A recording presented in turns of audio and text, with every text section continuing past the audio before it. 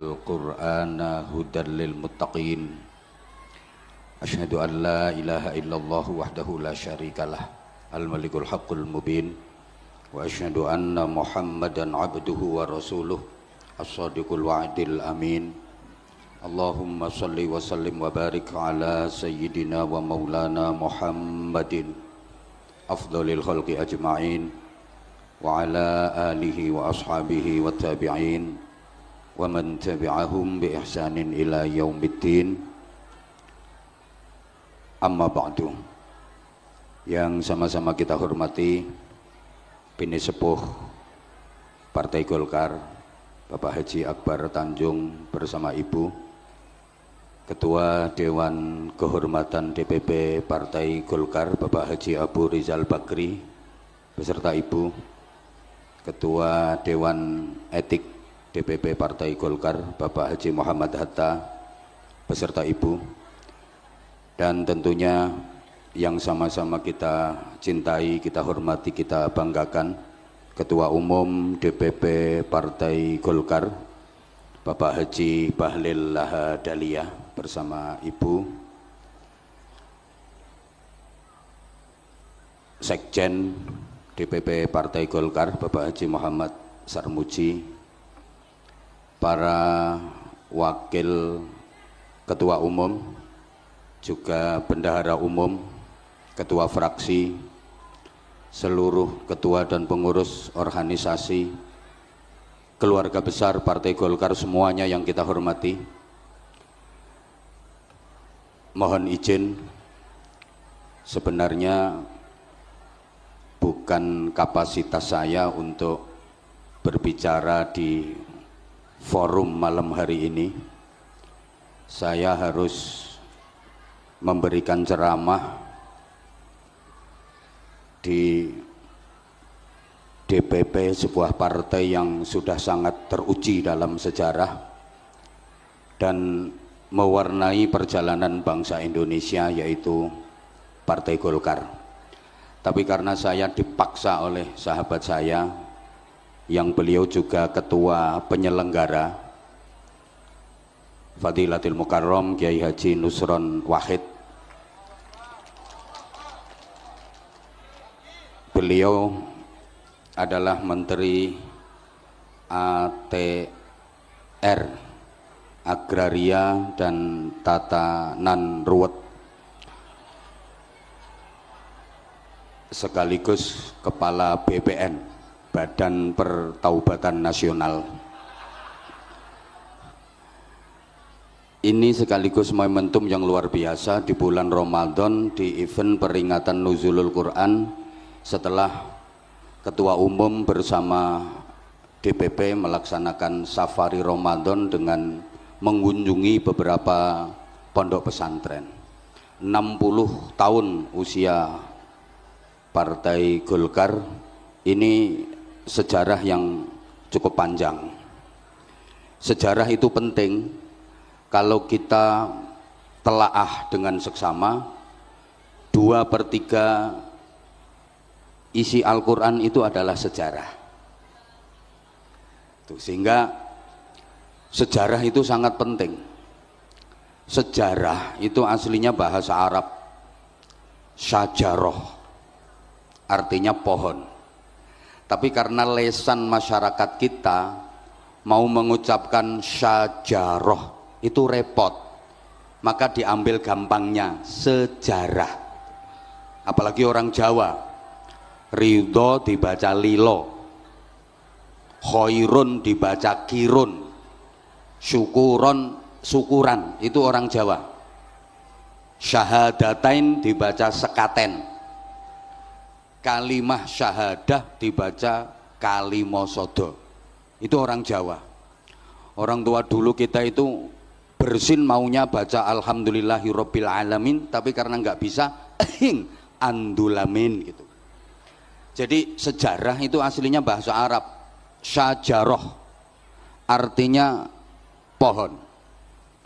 Bukan satu kebetulan kalau Partai Golkar itu lambangnya adalah sebuah pohon.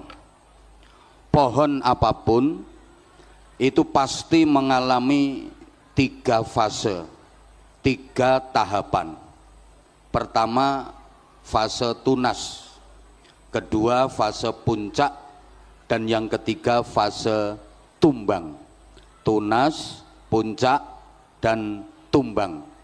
Kebangkitan, keemasan, dan kehancuran. Perintis, penerus, dan pewaris.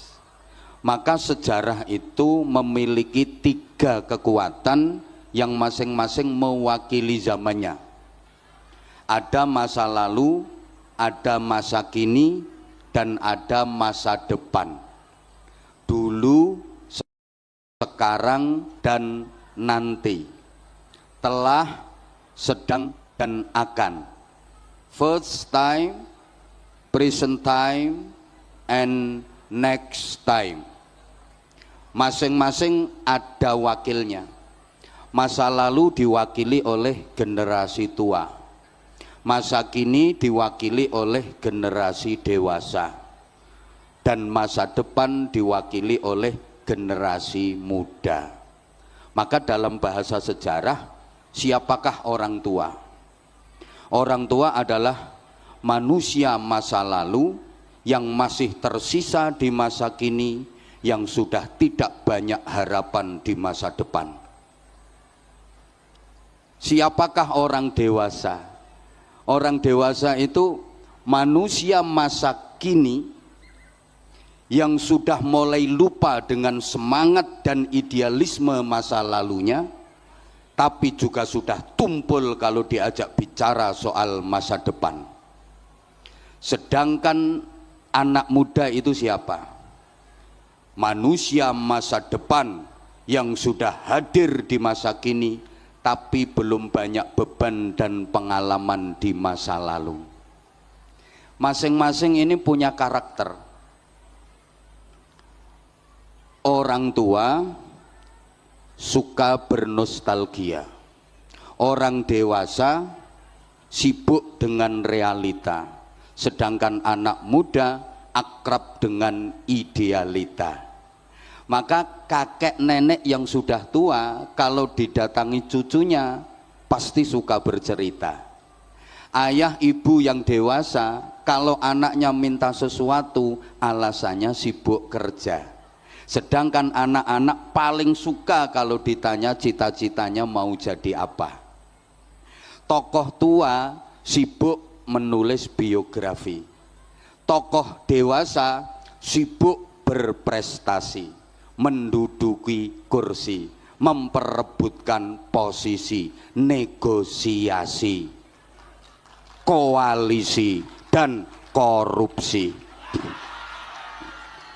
Sedangkan anak muda pandai berorasi, rajin demonstrasi, dan ahli caci maki. Ini bahasa sejarah. Maka kalau kita bicara masa depan, itu bukan untuk generasi tua, bukan untuk generasi dewasa, tapi masa depan itu untuk generasi muda. Sehingga orang-orang tua kita dulu itu punya filosofi yang hebat dalam rangka mendidik anak cucunya. Orang tua kita dulu itu suka memagari kampungnya dengan pohon bambu. Mungkin di sebagian daerah Bapak Ibu masih banyak kampung-kampung yang dipagari sekelilingnya dengan pohon bambu. Ini filosofi yang luar biasa. Karena dalam rumpun bambu itu tersimpan 3 kekuatan sejarah yang bersatu dalam komposisi yang hebat. Dalam rumpun bambu itu kan ada bambu tua, ada bambu dewasa, dan ada bambu muda. Bambu tua namanya tunggak, bambu dewasa namanya pring, sedangkan bambu muda namanya bung. Dulu bangsa Indonesia ketika menatap masa depan, ingin merebut kemerdekaan, mempertahankan kemerdekaan, ini yang diajak berjuang bukan yang tua, bukan yang dewasa, tapi yang muda. Jadi yang diseru itu bukan tunggak, bukan pring, tapi bung. Makanya ada lagunya, mari bung rebut kembali. Bukan mari pring rebut kembali, bukan mari tunggak rebut kembali. Sehingga pada masa-masa pergerakan, bangsa kita itu kaya akan bung-bung bangsa. Ada Bung Karno, ada Bung Hatta, ada Bung Sahrir, ada Bung Tomo, ada Bung Nusron, Bung Bahlil. Oke, jadi gini, kalau kita pengen maju, di samping Golkar harus solid untuk menuju Indonesia maju, generasi muda harus punya filosofinya Bung. Bung itu kalau pengen sukses harus menetapi 3 syarat. Pertama, tegak dan runcing. Kalau ada bung yang tumpul dan bengkong, itu bukan bung harapan tapi bung ancaman. Biasanya dipotong terus dimasak di sayur. Bung yang sukses itu tegak dan runcing, artinya idealis dan kritis. Jangan pernah gampang merasa puas dengan pencapaian, tapi idealis dan kritis, artinya harus bisa jadi perintis bukan sekedar pewaris, pengais bukan pengemis, pelopor bukan pengekor, penggerak bukan penggertak, harus punya karakter bukan yang karaten, harus luar biasa bukan sekedar biasa di luar, harus terpelajar jangan kurang ajar, harus beradab jangan biadab.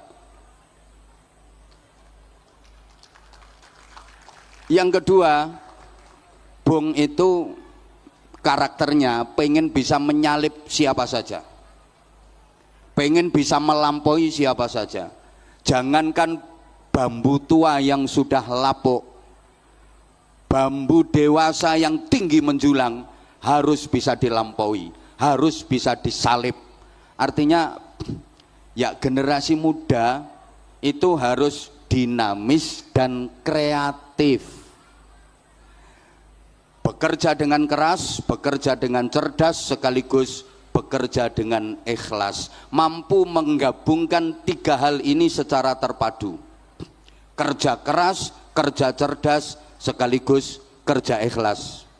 Kerja keras itu kerja pakai otot, kerja cerdas itu kerja pakai otak, sedangkan kerja ikhlas itu kerja pakai hati. Orang itu kalau cuma kerja keras, hasilnya hanya pas. Tapi kalau mau kerja cerdas, hasilnya lebih luas. Apalagi disempurnakan dengan kerja ikhlas, hasilnya tak terbatas. Kasih contoh, kalau nggak dikasih contoh mesti nggak paham. Ya, soalnya kayaknya IQ-nya masih di bawah rata-rata. Kalau cuma kerja keras, kerja pakai otot, hasilnya hanya pas. Maaf, ini nggak beda kayak binatang, kayak sapi, kayak kuda, itu kerja pakai otot, kerja keras, hasilnya pas. Sapi suruh bajak di sawah, kuda suruh narik dokar, hasilnya pas, paling sehari 100.000, 200.000. Beda dengan kerja pakai otak, namanya kerja cerdas, itu kerja profesi, hasilnya lebih luas. Contoh, dokter, itu kerja profesi. Orang kalau kerjanya cuma pakai otot, kerja keras, ngangkat batu gede-gede itu, batu kali, kerja keras itu, paling dapatnya sehari 100.000, 200.000. Tapi kalau kerja cerdas, ngangkat batu kecil, sekali angkat bisa dapat 500 juta, karena yang diangkat adalah batu ginjal. Hasilnya lebih luas, apalagi disempurnakan dengan kerja pakai hati, kerja ikhlas, hasilnya tak terbatas. contoh kiai.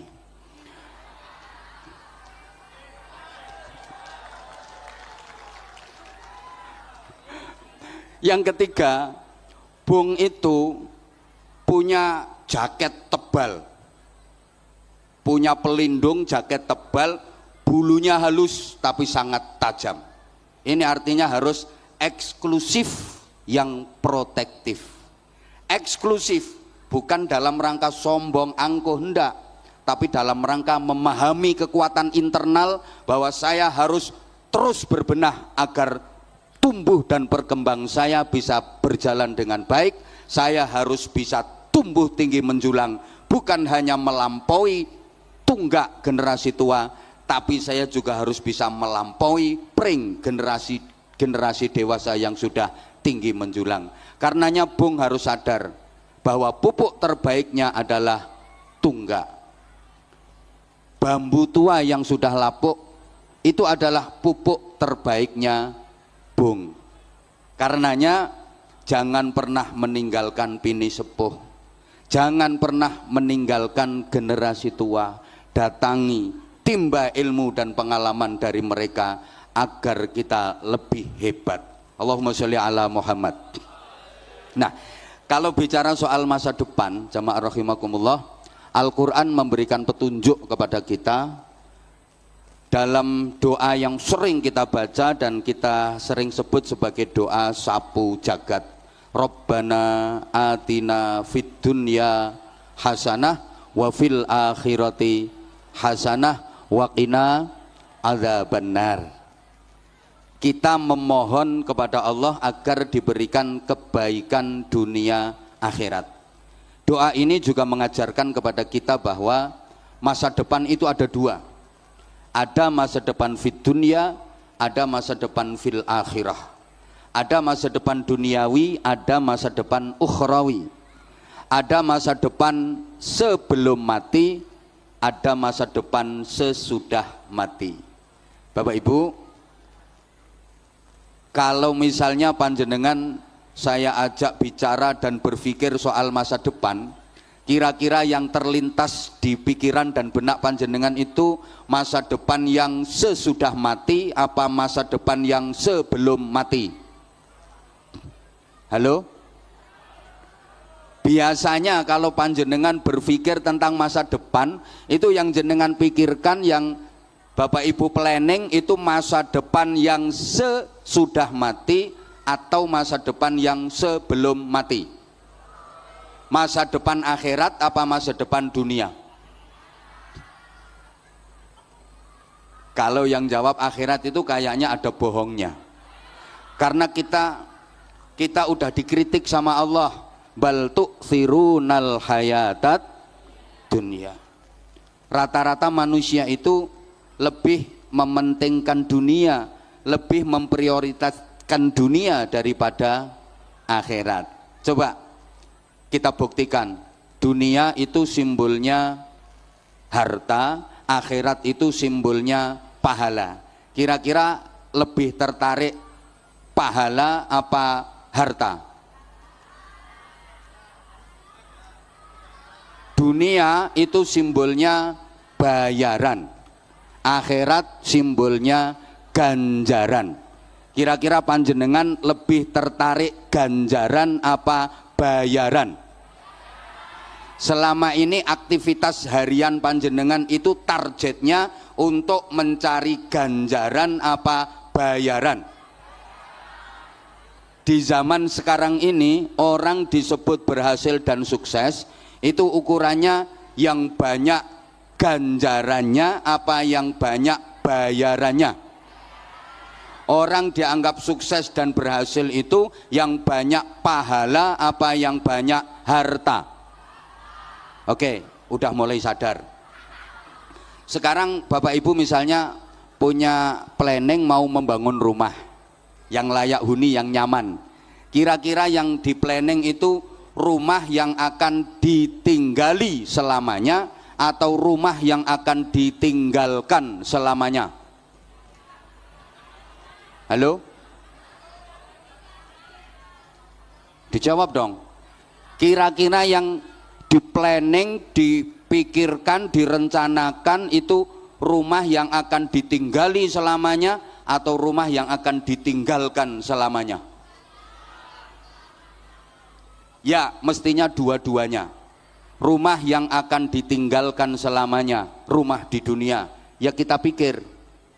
Rumah yang akan ditinggali selamanya, rumah yang di surga, lebih wajib kita pikirkan.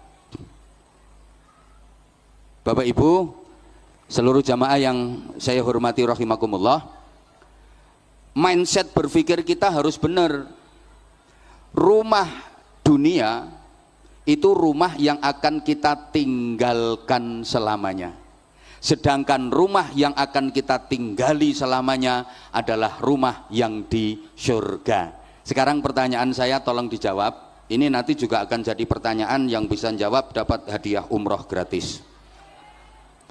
Rumah dunia dengan rumah surga itu lebih bagus mana? Surga. Lebih indah mana? Surga. Lebih mewah mana? Surga. Tapi anggaranmu untuk bangun lebih banyak mana?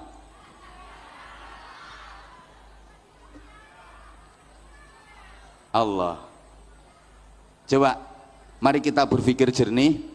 Rumah dunia semegah apapun, semewah apapun, seindah apapun, itu rumah pasti akan kita tinggalkan selamanya.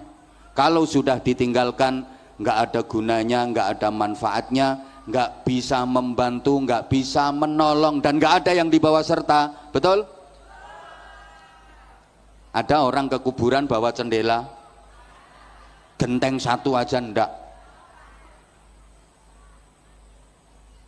Itu sifatnya hanya rumah dinas. Rumah dunia itu sebagus apapun, semegah apapun, seindah apapun, semewah apapun, sifatnya hanya rumah dinas. Boleh kita tinggali selama kita masih punya jabatan. Kayak Menteri ATR dan Kepala BPN, beliau pasti punya rumah dinas. Itu boleh ditinggali beliau selama beliau masih menjabat sebagai menteri. Begitu jabatan purna, rumah dinas harus ditinggalkan hari itu juga tanpa toleransi. Sama, rumah kita yang di dunia ini hanyalah rumah dinas. Boleh kita tinggali, boleh kita pakai selama kita masih menjabat sebagai khalifah fil ardi. Begitu jabatan khalifah fil ardi selesai, inna lillahi wa inna ilaihi rajiun, hari itu juga rumah harus kita tinggalkan tanpa toleransi. Kecuali kalau matimu malam hari, boleh nginep, tapi nggak lama-lama, mentok semalam. Besok langsung diterbangkan pakai pesawat paling canggih di dunia, namanya Keranda Airlines. Pindah ke rumah singgah sementara, ukurannya cuma 1 kali 2 meter, tahan gempa, anti petir. Kuburan. Gitu bangun biayanya sampai puluhan miliar. Padahal itu akan kita tinggalkan selamanya. Nggak ada guna, nggak ada manfaatnya lagi. Nggak bisa membantu, nggak bisa menolong. Betul? Betul? Sedang rumah yang akan kita tinggali selama-lamanya adalah rumah yang di surga. Pertanyaannya, sudah punya kapling di sana apa belum?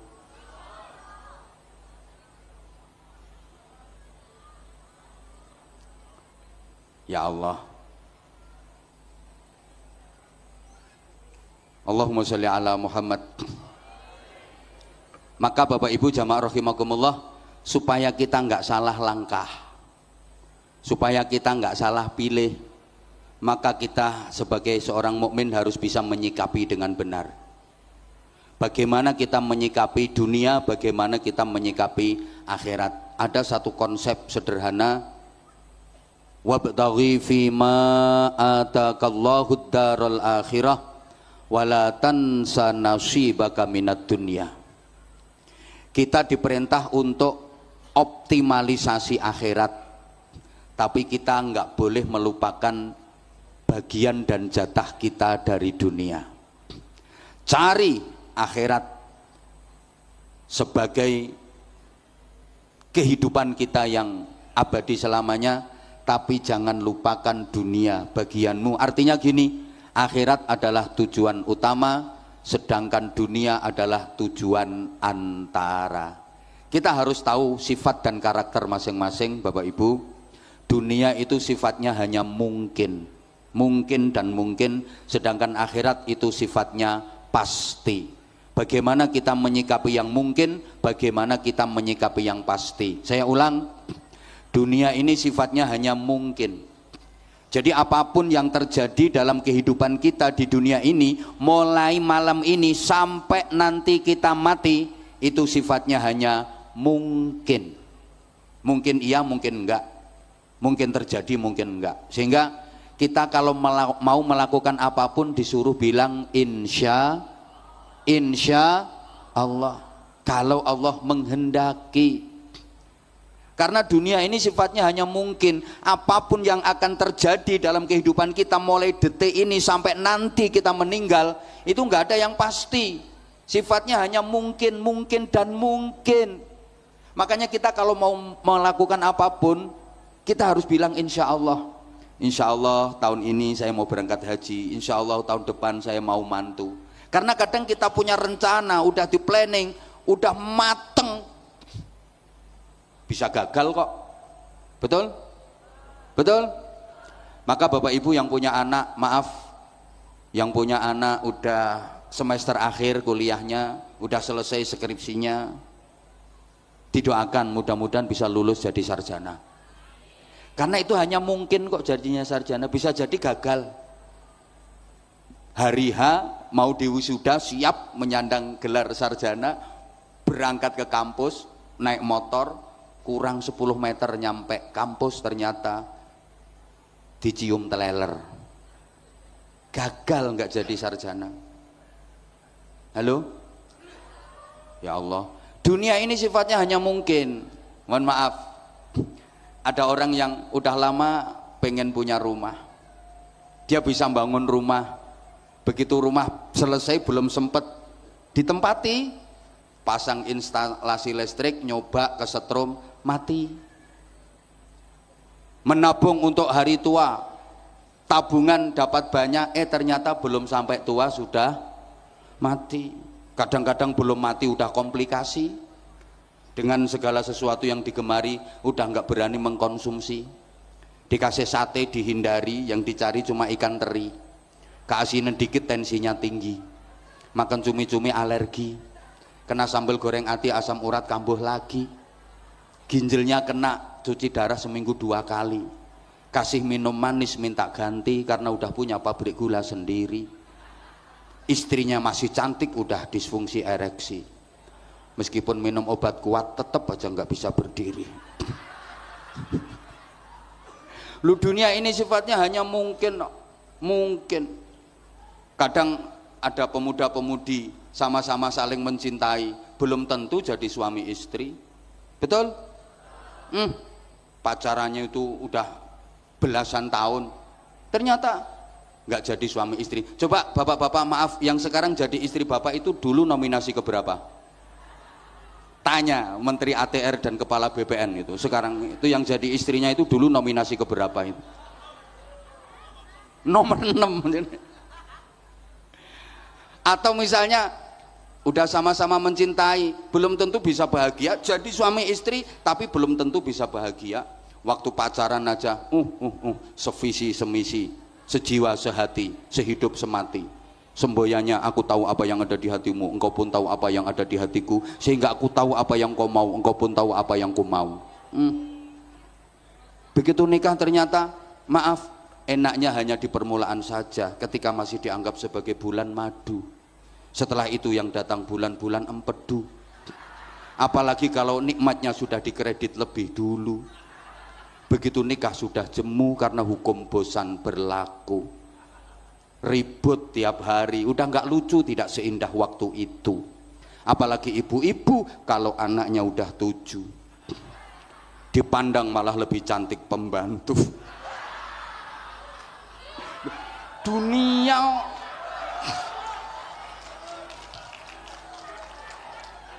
ya, dunia ya seperti itu, nggak ada yang pasti, sifatnya hanya mungkin dan mungkin gitu loh. Makanya saya nggak berani memastikan kalau diundang ceramah di DPP Partai Golkar pasti dapat sangu banyak, nggak berani memastikan saya, hanya mungkin ya.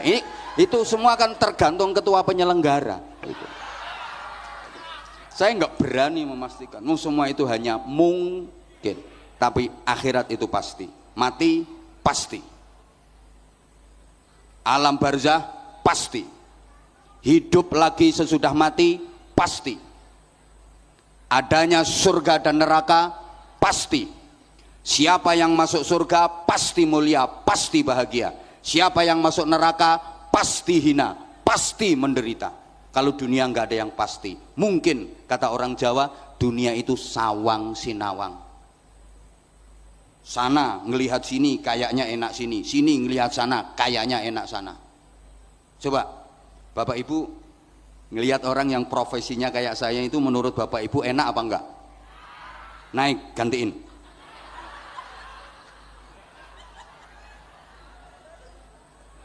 Enak kayak apa? Resikonya besar, salah ucap bisa viral seluruh dunia.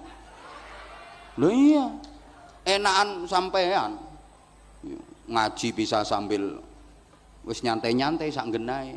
Orang itu sawang sinawang, dipikir jadi menteri itu enak, kinerjanya dievaluasi, dinilai ndak bener, dihujat masyarakat seluruh Indonesia.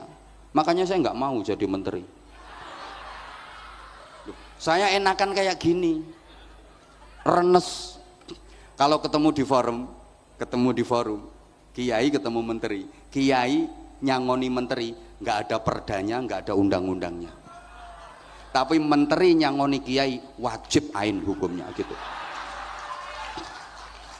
Ini maksudnya sinergitas antara ulama dengan umara yang udah dilaksanakan oleh ketum tadi. Tadi saya di BCI nguri-uri, beliau itu bahasa Jawanya luar biasa karena punya kamus jalan. Tinggalannya sesepuh yang Partai Golkar itu dekat dengan ulama. Ini penting banget. Tepat yang disampaikan oleh beliau Pak Bahlil tadi, bahwa sejarah berdirinya bangsa Indonesia itu nggak lepas dari peran para ulama. Yang itu mensinergitas antara ulama dengan umara. Gini ya, kalau panjenengan cermati sejarah dakwah perjuangan Islam di Indonesia, masjid sebagai simbol agama yang pertama kali dibangun di setiap daerah di Indonesia ini pasti letaknya di belakang alun-alun yang biasanya disebut dengan Masjid Agung. Di daerah manapun, di kabupaten manapun, Masjid Agung itu masjid yang pertama kali dibangun di daerah itu sebagai simbol perjuangan agama para aulia dan para ulama. Letaknya pasti di belakang alun-alun. Kenapa di belakang alun-alun? Ini filosofinya. Alun-alun itu tempat berhimpun, tempat berkumpulnya komunitas masyarakat dari berbagai elemen, dengan berbagai kultur, dengan berbagai karakter, ngumpul tumplek-blek di alun-alun situ. Maka dibangunlah masjid sebagai laboratorium rohani untuk mentarbiyah dan mentaklim masyarakat agar terus melakukan perbaikan menuju kebaikan untuk menjadi yang terbaik. Mbok gak dikatekno. Bisa dilanjut? Ini durasinya berapa Mas Menteri? Tambah 5 menit lagi sampai sahur. Yes, gak apa-apa. Sampean di sini sampai sahur, saya pulang duluan. Oke, maka masjid itu simbol agama, simbol ulama. Ndak jauh dari masjid dibangun pendopo kadipaten sebagai simbol pemerintahan, sebagai simbol umarok atau pemimpin, pejabat. Coba perhatikan, pendopo kabupaten di setiap daerah itu pasti letaknya berdampingan dengan Masjid Agung. Pendopo kadipaten jangan jauh-jauh dari masjid. Ini artinya apa? Umarok, pemimpin, pejabat jangan jauh-jauh dari ulama. Antara umarok dengan ulama, antara pejabat dengan kiai, ini harus gandeng. Makanya kiai itu nggak boleh anti politik. Walaupun nggak harus terjun langsung di politik praktis, harus tahu man la ya'rifis siyasah akalahus siyasah. Siapa yang nggak ngerti politik, dia akan dimakan oleh politik. Engko tak terangno iki, ketoke perlu dijelasno iki. Allahumma sholli ala Muhammad. Allahumma sholli ala Muhammad. Oke, pejabat nggak boleh jauh dari ulama. Supaya apa? Tadi beliau sudah menyampaikan, minta nasihat, minta bimbingan. Karena gini, kalau ada pejabat yang zalim, kalau ada pejabat yang nakal, mengkhianati rakyat, yang nanggung dosa paling besar adalah ulamanya. Nah, karena ulamanya nggak bisa membimbing pejabat, nggak bisa nasihati pejabat. Sebaliknya, kalau ada ulama yang kesulitan ekonomi, susah cari makan, kalau sampai ada ulama yang miskin, yang nanggung dosa paling besar adalah pejabatnya. Lah misalnya pejabat-pejabat bantah, lah ulamanya ndak mau kerja. Lah kalau ulama pertentangan kerja, nanti yang ngajar ngaji, yang bimbing moral akhlak masyarakat siapa? Ini yang perlu kita perjuangkan, karena perhatian pemerintah kepada para ulama itu masih kurang. Loh, coba sekarang misalnya masyarakat itu enggak dibimbing moralnya, masyarakat brutal, tiap hari demo, roda pemerintahan enggak mungkin bisa berjalan dengan baik. Betul? Betul?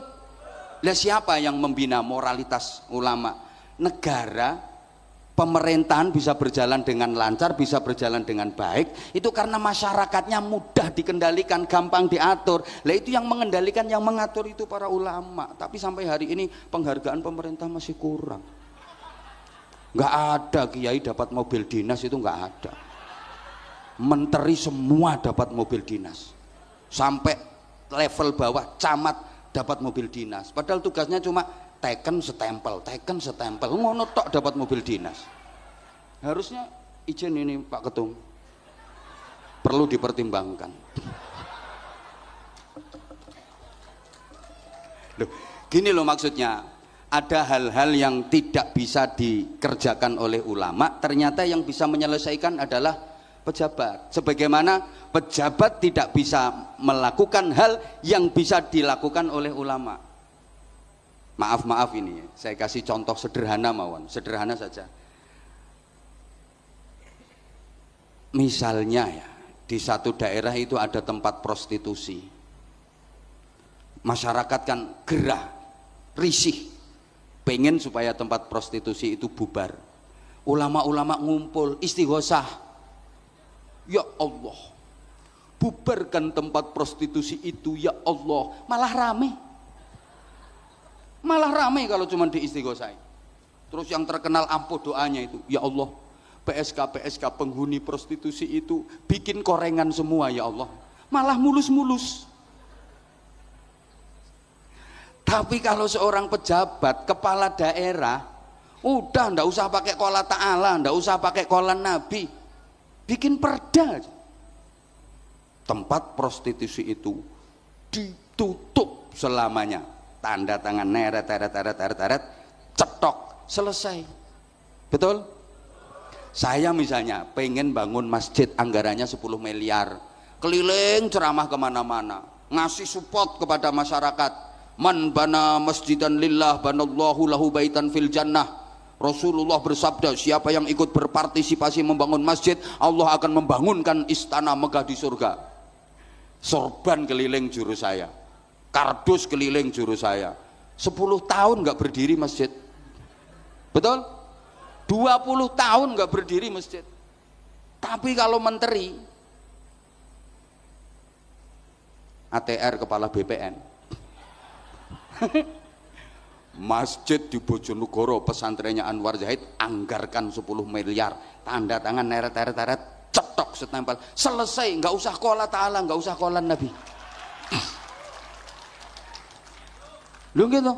Makanya sekali lagi kita nggak boleh anti politik. Politik melahirkan kekuasaan, kekuasaan melahirkan kebijakan, dan kebijakan yang berpihak kepada rakyat ini yang akan kita harapkan. Ngono lho maksudnya. Kita nggak boleh anti politik. Allahumma sholli ala Muhammad. Ya udah. Terakhir wes, belum, sebentar lagi.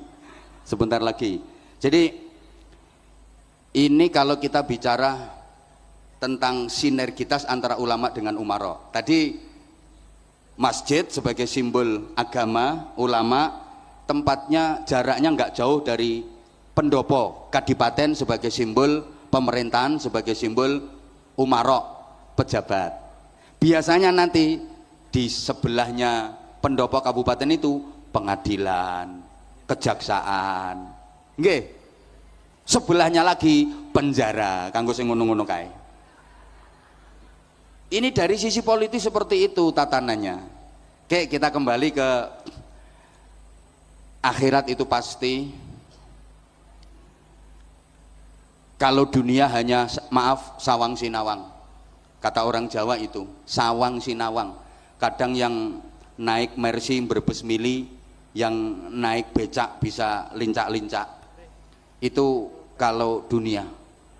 Tapi kalau akhirat itu pasti. Surga pasti,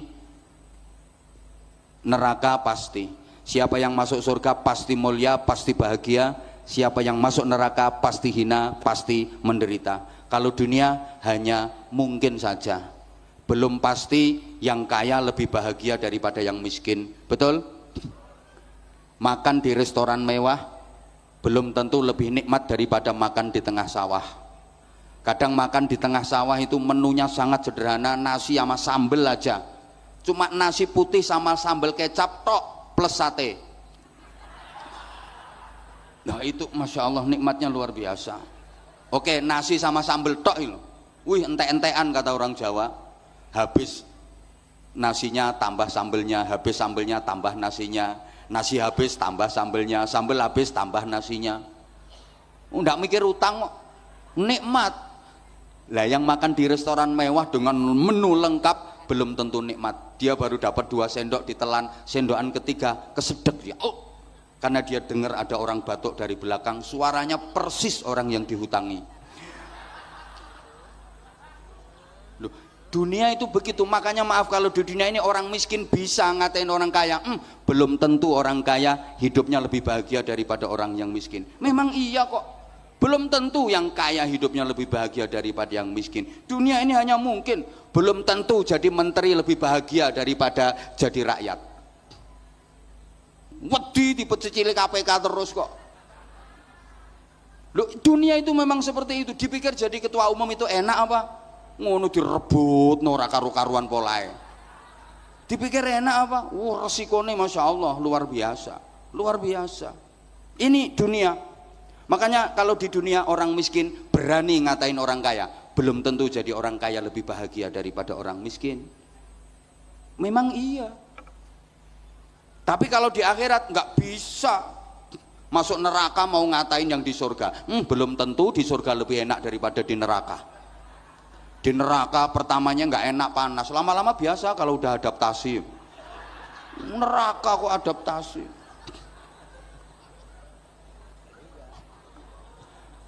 Maka sebagai mukmin yang benar dan baik, kita harus bisa menyikapi bagaimana menyikapi dunia yang hanya mungkin, bagaimana menyikapi akhirat yang pasti. Cari kebahagiaan akhirat yang pasti, tapi jangan lupakan bagianmu di dunia yang itu mungkin. Dunia ini tujuan antara, akhirat tujuan utama. Maka orang mukmin itu seluruh aktivitas hidupnya diniatkan mencari akhirat tapi tidak melupakan dunianya. Allahumma sholli ala Muhammad. Apapun aktivitasnya diniatkan akhirat tapi tidak melupakan dunia. Jadi petani mau pergi ke sawah, bismillah, niatnya pahala akhirat, nanti panen dapat harta dunia. Paham? Sama yang jadi pegawai mau ke kantor, bismillah, niatnya akhirat, ibadah, nyari ganjaran, nanti tanggal muda dapat bayaran. Jadi kiai mau ceramah, bismillah, niatnya akhirat, ibadah, nyari ganjaran. Sudah. Ya sudah.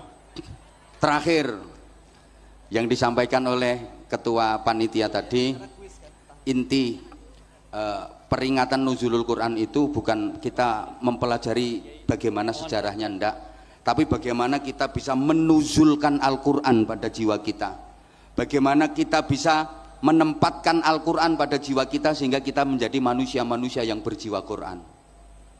Wahyu yang pertama kali turun, Iqra bismi rabbik. Iqra itu dimensi intelektual, bismi rabbik dimensi spiritual. Iqra melahirkan ilmu pengetahuan, outputnya orang-orang pinter. Bismi rabbik melahirkan keimanan, outputnya orang-orang benar.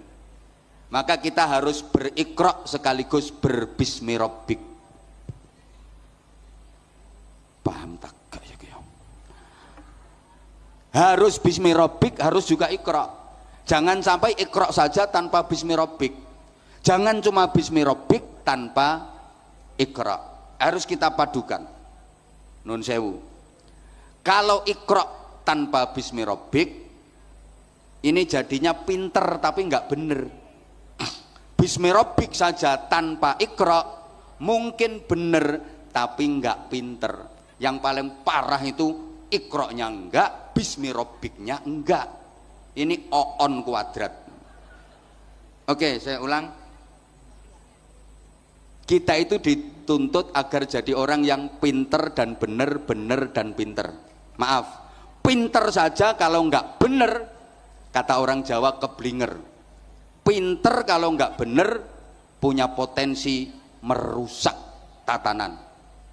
Innama ahlakas syayyana ahluh. Yang merusak tatanan itu adalah ahlinya. Halo? Halo? Coba, yang merusak tatanan itu orang bodoh apa orang pinter? Orang bodoh apa orang pinter? Orang pinter.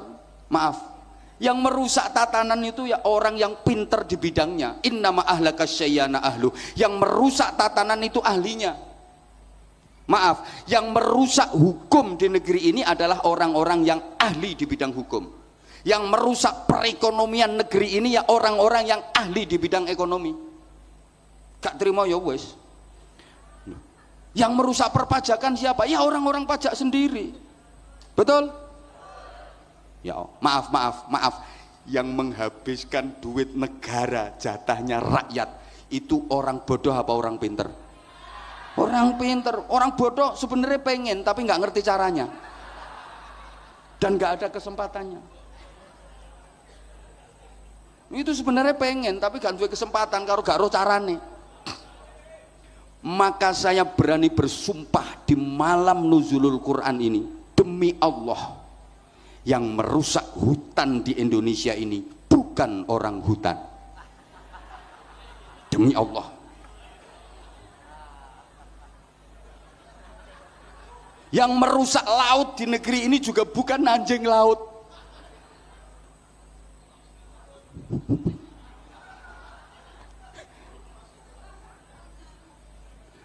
Yang merusak hutan di negeri ini bukan orang hutan, ya orang-orang yang pinter tapi moralnya lebih bejat daripada orang hutan.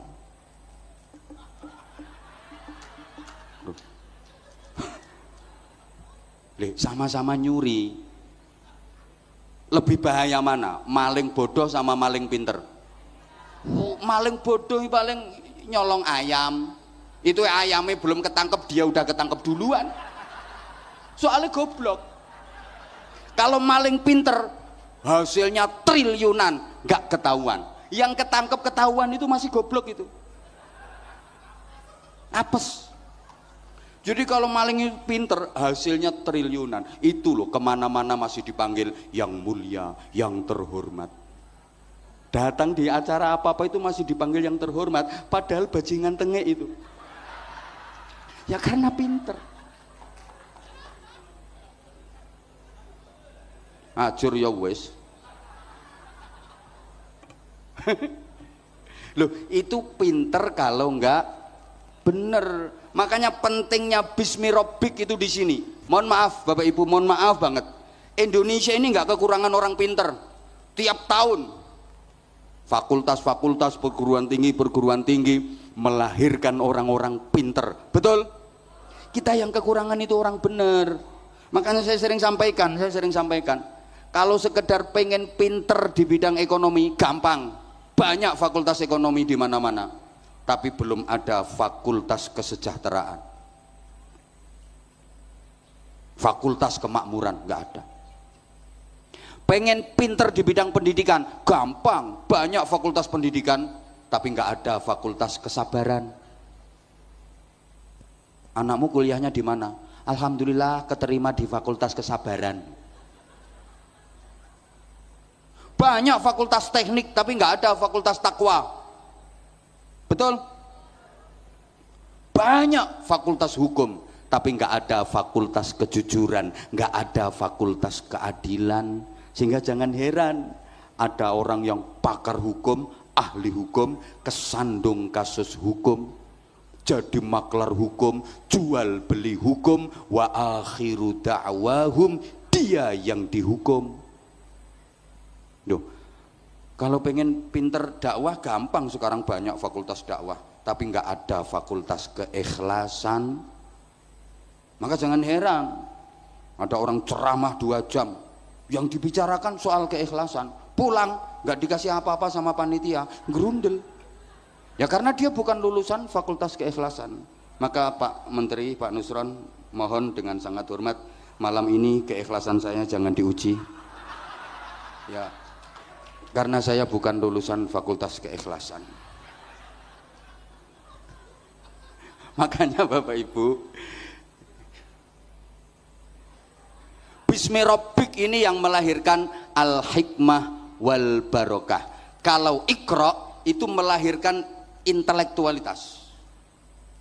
Banyak orang sukses jadi tokoh hebat bukan karena Iqra-nya, tapi karena Bismi Rabbiknya. Nih sekedar yang saya sampaikan, mohon maaf ini masih ada undian kuis. Saya mohon dengan sangat kepada pertama beliau Bapak Haji Bahlil Lahaladia selaku Ketua Umum untuk menunjuk salah satu jamaah maju ke depan untuk saya kasih pertanyaan, nanti kalau bisa jawab langsung dapat hadiah umroh gratis.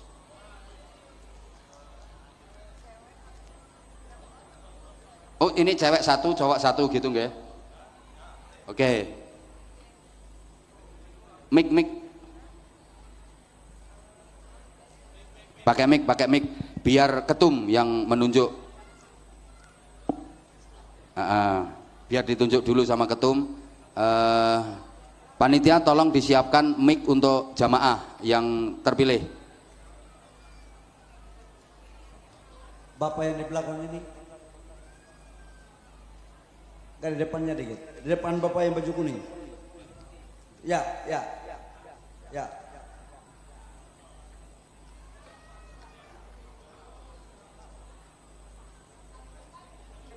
Mana? Silakan. Ya boleh Bapak yang maju. sudah ditunjuk untuk maju 2 ke orang depan. Bapak, satunya Ya, jamaah ibu perempuan. ibu ya. Sama ibu. Oke.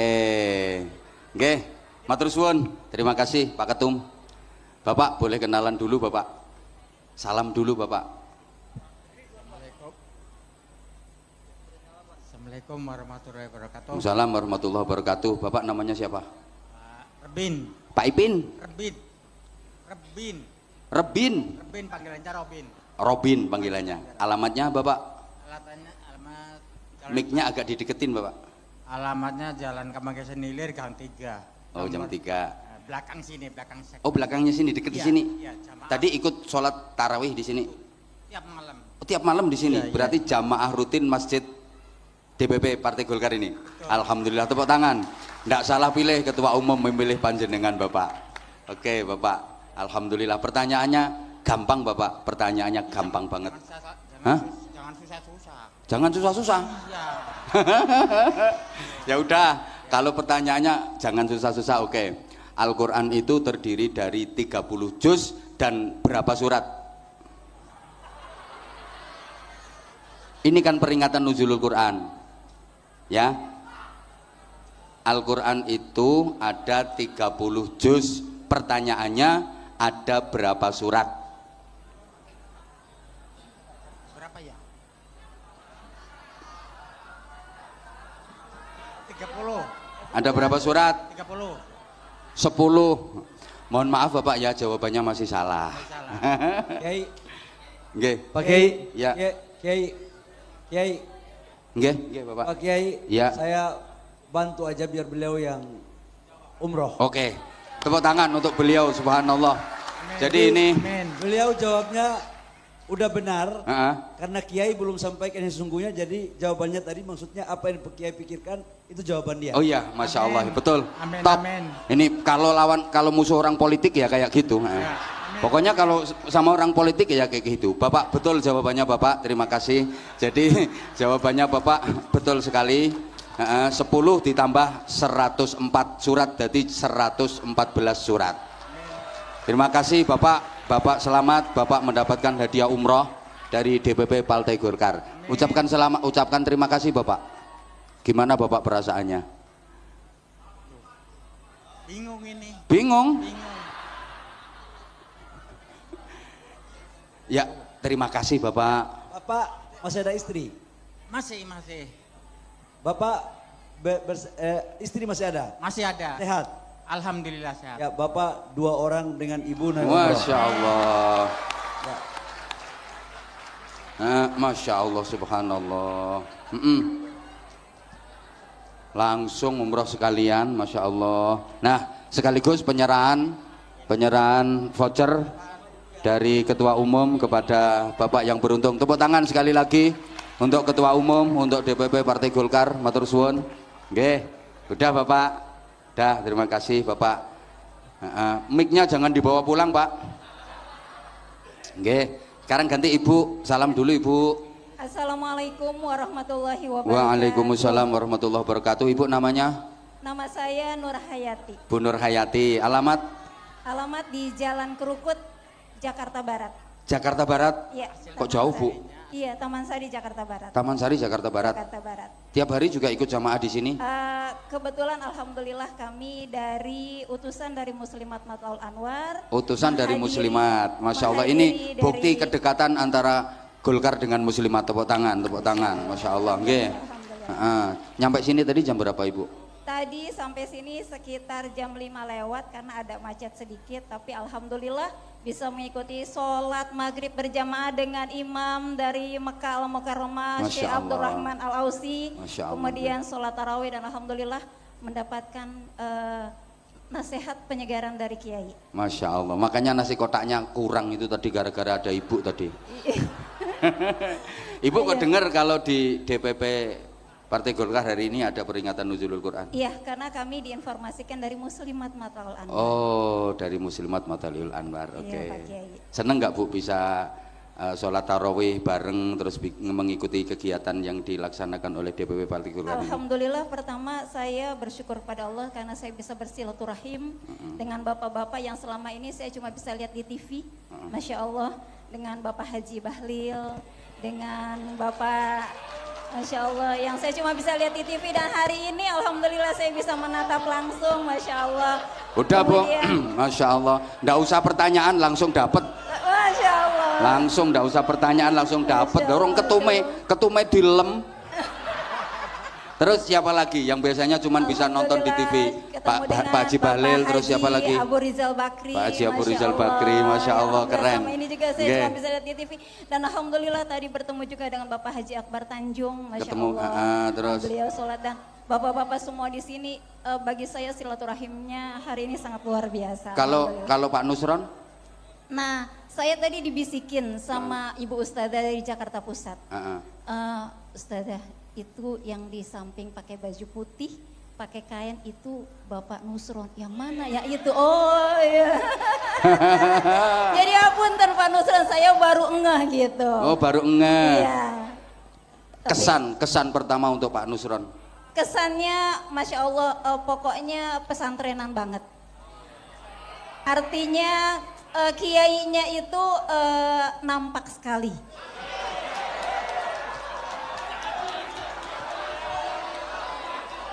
Pak Ketum, tahu kayak gini nggak usah ngundang saya.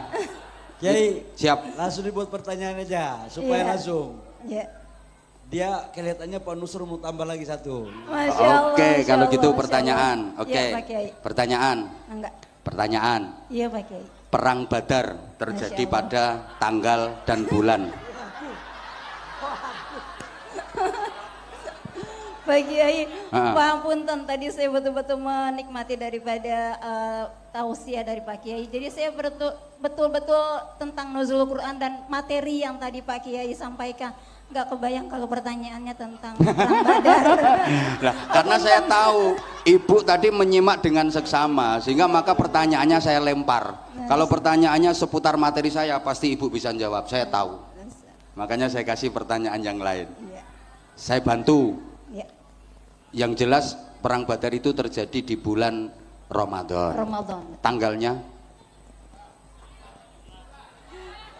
Tanggal 17 Ramadan. 17 Ramadan. Tepuk tangan. Oke. Bertepatan dengan Ya nuzul Quran. udah itu aja. Nanti kalau ditanya taunya mesti nggak ngerti dia. Udah cukup. Bener Bapak, betul. Ibu, Iya Pak. suaminya masih ada? Masih ada Pak, alhamdulillah. Masih sehat? Sehat, alhamdulillah. Ibu pingin umroh dengan suami? Ya Allah demi Rasul, pingin. Oke, nanti Pingin banget. Ibu, Pak Nusron ya. Pak Nusron akan bantu suami Ibu untuk umroh dengan Ibu ya. Alhamdulillah, ya Allah. Alhamdulillah. Karena Pak Nusron ini kiai benaran ini. Bapak Haji Bahlil Lahadalia dan Bapak Nusron, Pak Kiai beserta seluruh jajaran, saya mengucapkan terima kasih. Doa yang selama ini saya panjatkan. Masya Allah. Mungkin Masya Allah. malam ini di malam nuzulul Quran Allah ijabah. Allah. Nggih. Monggo Ibu naik ke pentas Ibu. Monggo Pak silakan Nusron, Pak untuk Nusron yang mengasih. untuk Pak Nusron, menerima voucher umroh dari Pak Nusron Wahid, Kiai Haji.